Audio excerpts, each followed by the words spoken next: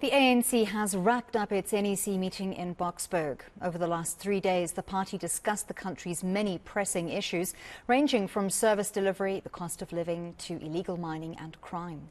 President Cyril Ramaphosa closed the meeting by detailing how the ruling party will solve these problems.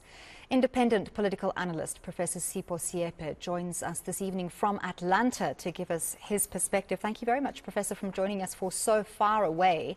It's a pleasure to speak to you as always. And unfortunately, we're talking about a range of issues that have been plaguing our country for years, in some instances decades.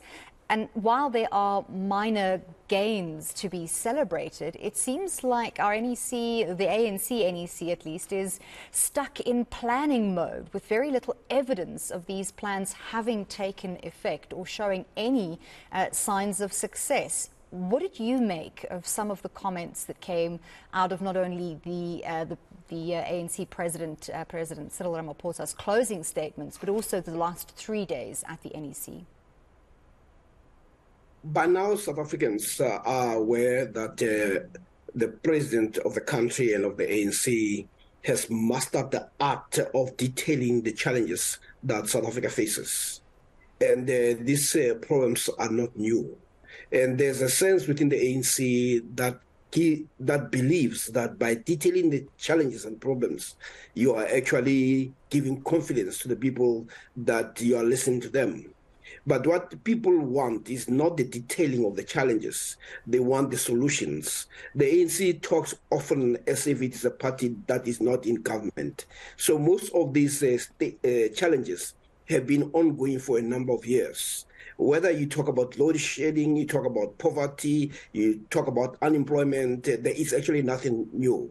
In a sense, you could just replay the ANC's closing address in the same way that you could put a stack record. Effectively, people are going through hell. There's a lack of confidence in the government. And when President Ramaphosa speaks, there is a lack of believability and credibility of his statement. It's more what people say we've had it before.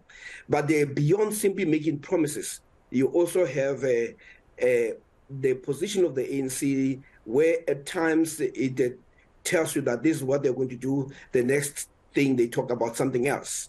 But the problems remain the same. So this is where we are stuck. But there's something that one must also accept, is that the ANC, or even not simply accept, but to observe, is that the ANC itself has expressed a sense of lack of confidence in itself by starting to talk about coalitions. The mere fact that there are discussions around coalitions is the ANC coming to having sobered up to the possibility of it not getting the outright majority. So you're talking about a party whose obsession now is who should be the next partner and how should the partners partnerships be regulated or coalitions. But the fundamental to that, it is really about how to stay in power. It is no longer about how to serve the people, because all those things that they detail with a frequent monotony are issues that people have had before. Listening to the closing statements by President Cyril Ramaphosa, one can almost close your eyes and believe that it is either the January 8th statement or that it was one of the addresses to the nation during COVID or on some other national occasion. And that brings me to the repetition and the separation of powers. Do you think there should be a different tonality from President Cyril Ramaphosa when he is speaking as president of the ANC, contrasting it slightly or differentiating it slightly from when he's talking as national president? Well, ordinarily we would think so, except that what you have is that you have ANC as a ruling party where it has deployed its cadres who had been there for a long time. So when it speaks and it takes resolutions, expectations are that those would be implemented by government. So there is a gap that is discernible beyond the issues whether there's a lack of the difference when he speaks.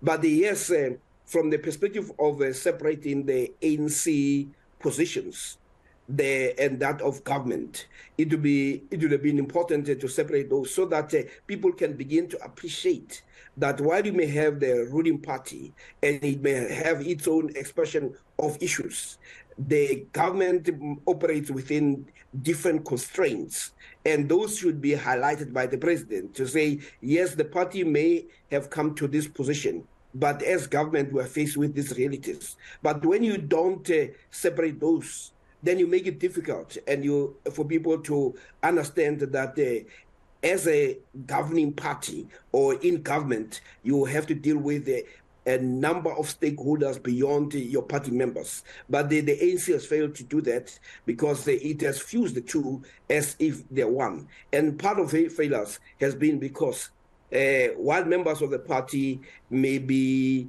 expressing some wishful list, in government you have we are in a constitutional democracy where wishes of members could be constrained by legislative arrangement and also by the constitution. So it would have been wiser for the president to always make sure that when he speaks as a president of the country, it is different from when he speaks as a president of the ANC, except that right now we've reached a stage where, or South Africans have reached a stage where the president cannot be believed. We do thank you for your insights all the way from Atlanta. That was independent political analyst Professor Sipho Seepe talking to us after the ANC NEC wrapped up its three-day meetings in Boksburg today. That NEC meeting concluded by an address from ANC and National President Cyril Ramaphosa.